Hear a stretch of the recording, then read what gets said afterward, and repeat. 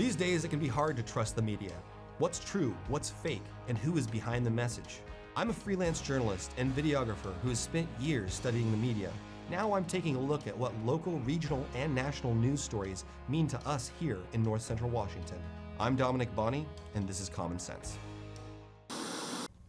Hello and welcome to episode 63 of Common Sense. I'm Dominick Bonny, and in this episode we're going to sit down with Lorien Clemens, CEO of PetHub, which is a startup founded right here in Washington that is doing big things in the pet industry.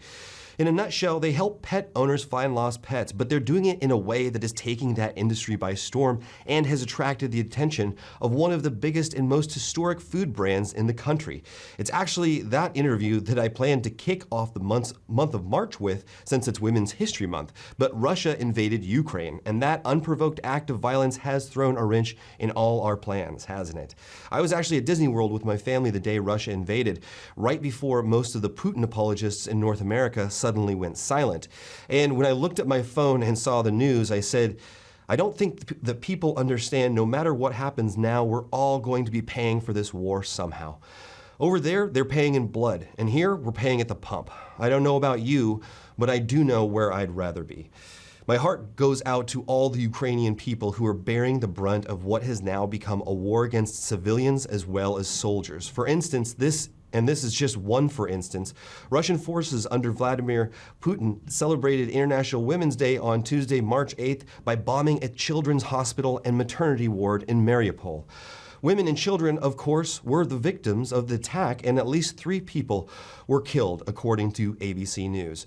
And as Ukrainian civilians die as victims of war crimes, as some Western leaders and governments are calling them, President Biden and the Pentagon hem and haw on what can be done militarily. Meanwhile, the liberal media intelligentsia in New York and Washington, D.C. try to put the brakes on any more meaningful military intervention by writing think pieces forecasting nuclear apocalypse if the Poles give the Ukrainians some old jets, even though we've given the Ukrainians Javelin missile systems. It doesn't make a lot of sense since both of those things shoot down Russian airplanes and kill Russian pilots. Then you have the more hawkish left-wingers who are advocating a no-fly zone over Ukraine. This is an insane proposition that betrays the profound lack of knowledge about how military operations actually work. Establishing a no-fly zone isn't like waving a magic wand. It would absolutely lead to a direct confrontation between the US-led NATO forces and Russia. NATO soldiers and pilots would have to kill Russians directly in the air and most likely on the ground too. That is a sure path toward a full-on shooting war with Russia. The no-fly zone is a no-go, in my opinion, but that doesn't mean the Ukrainian skies are lost. The Ukrainians have already asked for what they want, and it's not a NATO-enforced no-fly zone. It's old Soviet-era MiG jets, which their neighbor Poland has volunteered to provide, yet the Pentagon has put the kibosh on. But while the Pentagon might have stymied the Biden administration's support for this plan, Senator Mitt Romney gave his full-throated support for it.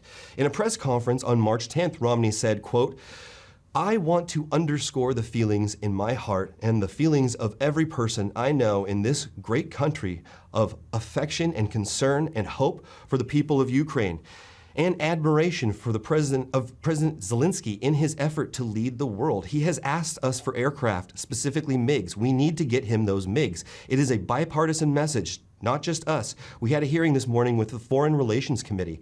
Chairman Menendez said the same thing. Senator Shaheen said the same thing. Democrats are saying the same thing. Send these MiGs.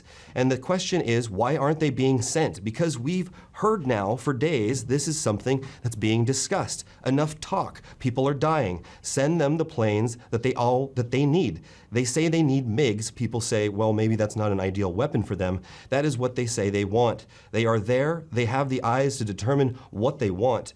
They want MiGs. Get them the MiGs, end quote. But how do we get them these old Soviet jets without further escalating tensions? It's a good question, and it could be a simple one to solve. The Poles fly them to our air base in Germany. You know, the one we have strategically placed in case of war in Europe ever kicks off again. But instead of American military personnel transporting them to an active war zone, we merely invite Ukrainian pilots who are qualified to fly those jets to stop on by. We leave the keys in the ignition, clear them for takeoff, and they go defend their country. If this is provocation enough for Putin to fire off nukes and start World War III, then he was probably going to take that step in response to whatever anyone does to stop him. It's a serious situation, and even if everyone involved in the West makes the best possible decision, we could still be facing a global disaster.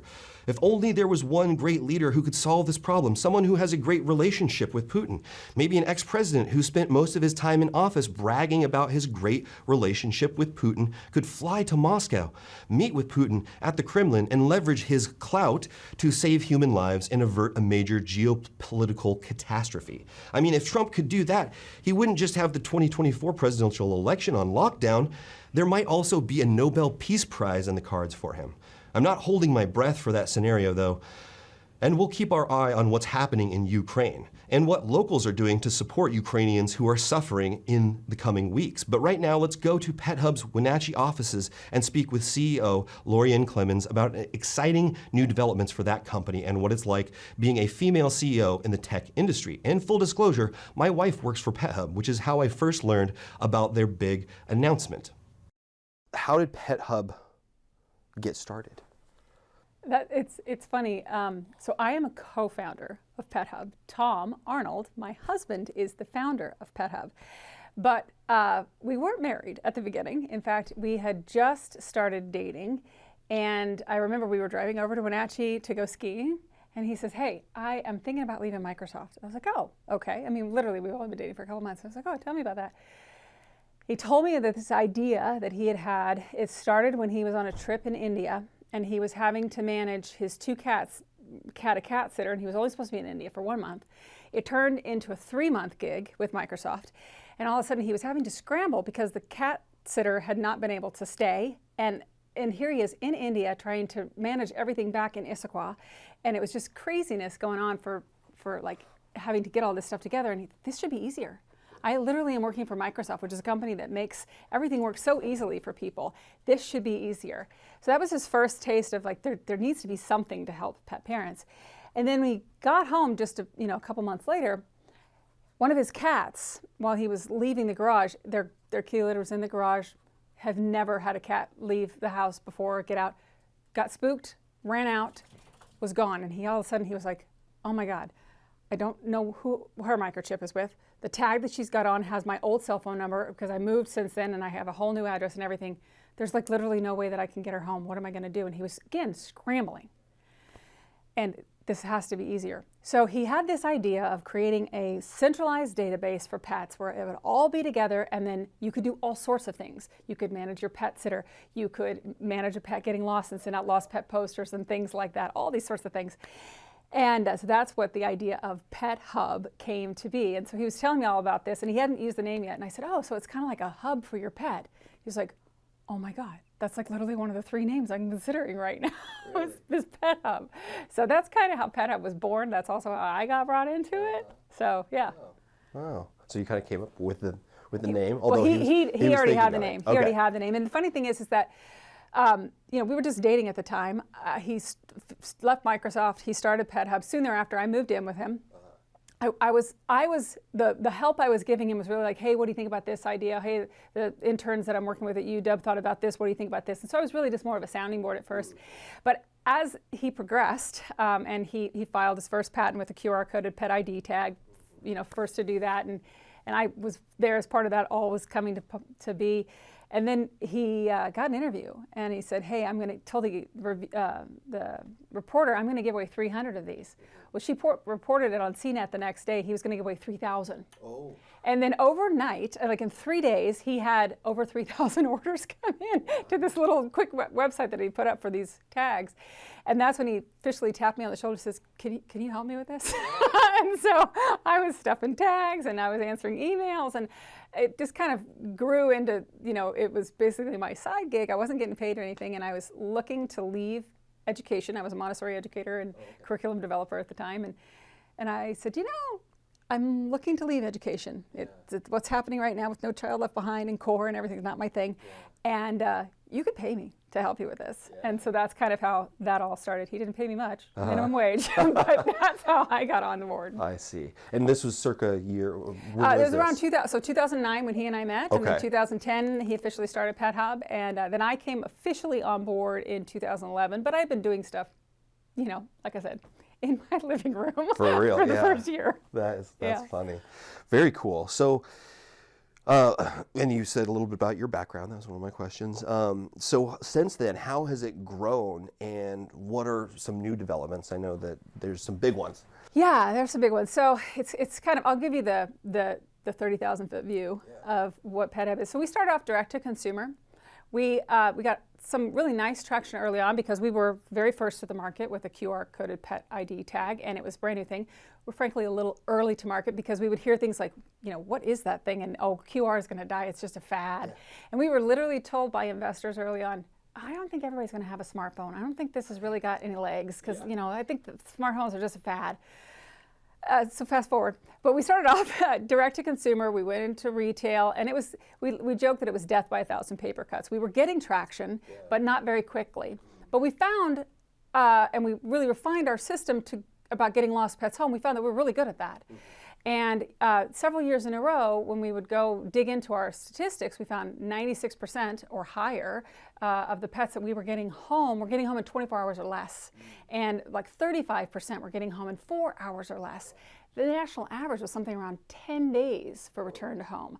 So we were getting pets home faster than other systems out there. We thought, this is working. But our customer acquisition wasn't working. And at the very beginning, we thought we really want to work with shelters because we knew that that is the place you want to meet the pet parent when they're a brand new pet parent. They're just, you know, understanding what they need to do to keep their pet safe and protected. But shelters wouldn't talk to us. They basically said, you're a startup. We've been burned by startups before. Come back to us in 5 years when you've proven that you can do what you say you can do. So it's funny, around the 5-year mark, 5.5-year mark, shelters actually started coming to us because we had given out a lot of free tags in the community, and we had about 40,000 people that had bought tags from us, and they were starting to see pets come into their shelters with the tag on, and they would immediately be able to get them home. Right. So shelters called us and said, wow, your tags work so great. How do we work to get them in our shelter? And so that's when we pivoted. And we started working directly with municipalities, cities and counties, and even states in some cases, helping them bring their pet licensing into the 21st century, ditching those old-fashioned metal ID tags that were invented before the Civil War, and bring 21st century digital ID tag that was beautiful, it was branded for the community, and it linked to this free online profile and a 24/7 call center. So that was around 2016 that we pivoted. It took us about a year and a half to fully, get everything working for the municipal licensing system, build our reputation. But since then, we are now the pet license or rabies tag in hundreds of communities. It's almost 900 communities across the United States. We get 600 to 800 new pets on the website every day, and we're at 860-something thousand pets on the site now. We'll be at 1 million pets in the next couple of months. So we're really just taking off. And then if we could talk about our most exciting new news, I mean, this is why I'm getting interviewed today. So we just found out late last year, but we were able to announce last week, early February, that we are part of the LEAP Venture Studio Cohort 5. And LEAP is it's a group put together by Mars, Michelson's Animal Foundation, and RGA Ventures to help startups in the pet space really go to that next level. And so we are beyond thrilled. It is such a tremendous opportunity. And right now, we're only a week in to what we're doing with LEAP, and it has just been thrilling.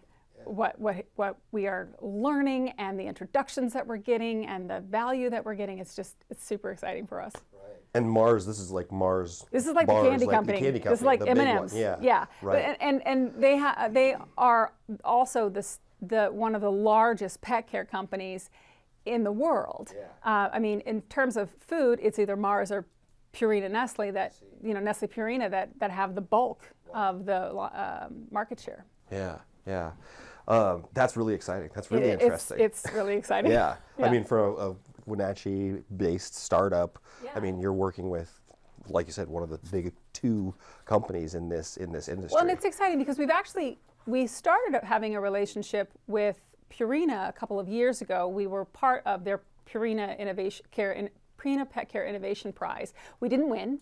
We didn't even get into the final 5, but we became part of their network, and they've been tremendous too. I mean, both companies have been really, really great supporting startups in the industry. The LEAP opportunity, though, is definitely a step above of what we've had in the past, but it's very exciting, and we've already had some opportunities that we know are going to bring new opportunities to Wenatchee, which are really exciting. That's really cool too. Yeah, it is. The whole trickle down effect. It is. I mean, when we did the pivot, part of the pivot was moving from Seattle to Wenatchee. Tom's had a home here in Wenatchee for the last 20-something years. He's on ski patrol. I was a ski instructor actually at Mission Ridge for a while. Okay. And so we love Wenatchee, but we decided when we were doing the pivot, we had to tighten our belt, cut down on staff and cut down on costs, because we knew, okay, we got a lot of changes we need to make and we got to cut down our costs. And we realized trying to have an office in Seattle and having 2 homes was really not working for us in terms of being able to stretch our dollar and make our runway go as long as possible. So we moved the entire company over to Wenatchee. Part of that move was also moving our 24/7 found pet call center to Wenatchee, and we now use GTC as is when folks around the world call in to get help with their lost pet. They're calling just down the street from us. Wow, I did not know that. Yeah. That's GTC. That's GTC. That's really interesting. Huh. Another female kind of and JC has been tremendous in supporting us in the community. In fact, when we moved to Wenatchee, it was profound, the support that we got here, and it's just been wonderful. It's really helped PetHub. Stay tuned for more after the break.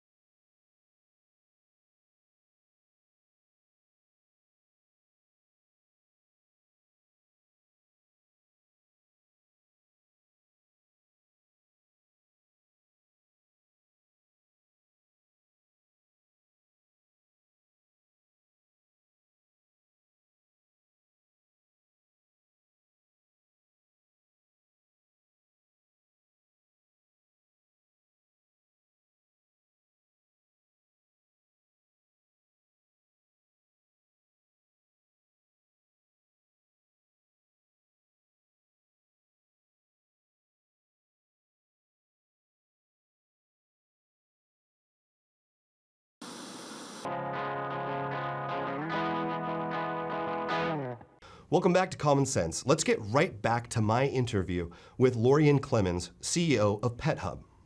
I actually first saw you speak at the Tech Alliance's Flywheel presentation conference, which was the last one, and very few people in the room because of COVID. And I thought, wow, this is really an interesting, I saw you and Tom present. I thought this is an interesting idea and an interesting concept. I was aware of the company, and then, also speak about this in my monologue, but full disclosure, my wife now has taken a job with your company as you're expanding, and she's really excited about that. And so we love her too. That's kind of why also I was like, boy, this would be a good interview because it's newsworthy at this time, for your new developments, but also you as a female CEO in the tech sector, I think is a really interesting angle, because there aren't a ton of female CEOs in tech. No, and I didn't start as a CEO. I've literally worn every hat at the company except writing code, although as Tom will tell you, I'm really good at breaking the code that they write. I'm a great tester. But I built our sales program, I built our brand, and a lot of our marketing stuff was stuff that I had done. And I was COO for quite a while. But in the middle of the year, or actually around the time we were doing Flywheel here in Wenatchee, started having discussions with a lot of our investors and our board and things like that about, look, Tom's time is so split and fractioned right now because he's trying to be CEO, but he's also trying to be CTO, and we have a lot of really, really important tech initiatives, tech-driven initiatives that we need to do in order to take us to that next level. And I was, in a lot of ways, already the face of the company. I'm out there on the road. I'm in the industry. I'm the better known of the two of us, and this was the first time I've actually done fundraising with Tom on this particular thing that we were doing with Flywheel, but it was working really well. So in July, I took over as CEO, and I was a little nervous about it, frankly. It's like, gosh, do I really deserve this or whatever? But the funny thing is that it's felt the most natural thing for me, and I think it comes, I have my background is in theater, and I'm very much part of an ensemble and helping lead an ensemble. I loved to direct things. And then I was a teacher. Again, that idea of directing a lot of different moving parts. I come from a Montessori background, so there's a lot of different things going on in the classroom at once, and I have to have that. I'm very much a strategic, big picture person who can dive down into things if I need to, but I really am good at that stepping back. And this has felt like one of the most natural things that I've done here at PetHub, so it's been a lot of fun. There's definitely moments, though, where I'm aware that I'm the only woman in the room when I'm talking with other CEOs in the tech space, but that's changing, thankfully. And I'm also very proud to say that 2/3 of our team is female. Wow. So it's a big deal. We've always been it's important to us that we are inclusive of everybody and promoting everybody that maybe isn't very well represented into great positions. Absolutely. And if you have never worked in tech, that's pretty unusual for a tech startup company to have 2/3 female workforce. It's usually something more like the opposite of that, closer to 90% male. You know what I mean? Yeah, no, it was important to me and Tom as well, that 80%, 60 to 80% of the decision making for pets is happening by females in the house. And I think it's changed actually with millennials. I think it's actually much more even now than it perhaps was in the past. But to have an all-male-led company didn't make any sense. Yeah. Yeah, absolutely. Yeah. So kind of some of my last questions. What's some of the advice maybe you have for young women or girls thinking about, hey, I'd like to get in. I'm really into STEM, or and I want to get into the tech sector, or I'm into business. Right. I think the biggest, there's this. I don't know if it's the imposter syndrome, I guess is what it's called.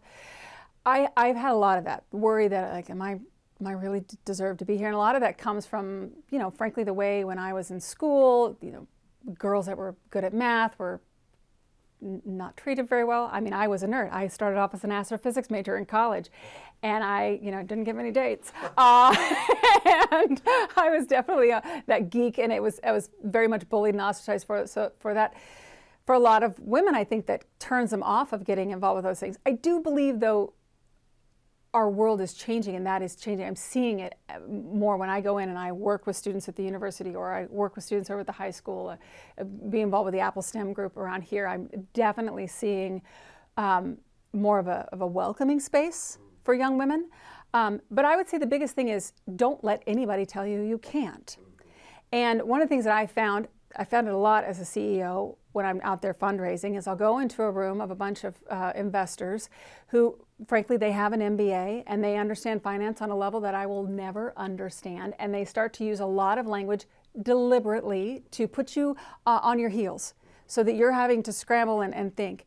So what I've really had to do is hold on to those things that I know can do better than any of those guys can. And that I hold on to that strength. I ask them questions.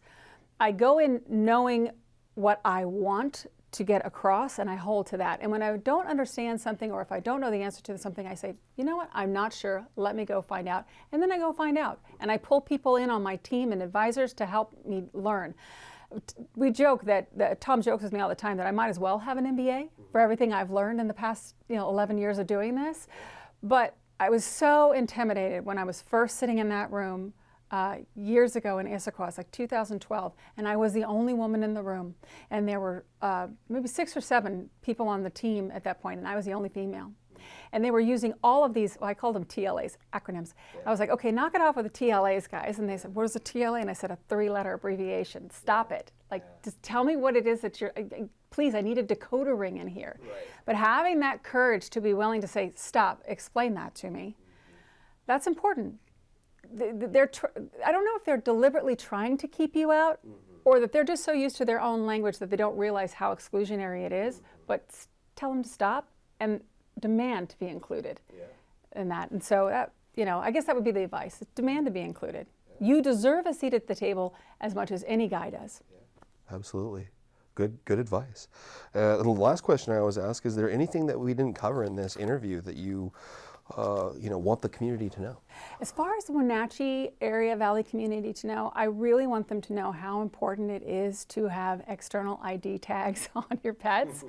And our local Humane Society, Wenatchee Valley Humane, has an amazing pet licensing program. Pet licensing is important for so many reasons. When you get your pet license, it proves that that pet belongs to you. It comes with a PetHub ID tag and our free online profile and all of that comes with that.